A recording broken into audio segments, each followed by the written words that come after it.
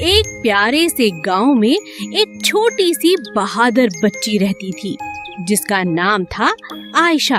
आयशा रोज school जाती और सबकी मदद करने वाली बहुत नेक दिल बच्ची। एक दिन वापसी पर उसे रास्ते में एक चमकता हुआ जादुई दरवाजा नजर आया। दरवाजा खुलते ही आयशा एक खूबसूरत जादुई बाग में पहुंच।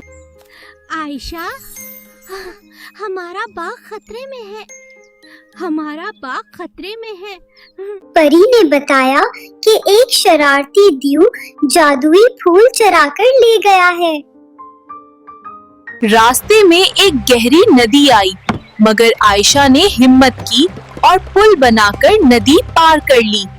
फिर उसे एक अंधेरा गार मिला जहां हल्की सी रोशनी चमक रही थी। गार के अंदर एक बड़ा सा देव था जिसके हाथ में जादुई फूल था।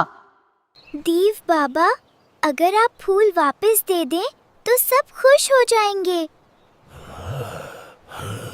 आयशा की बात सुनकर देव का दिल पिघल गया और उसने जादुई फूल वापस कर दिया।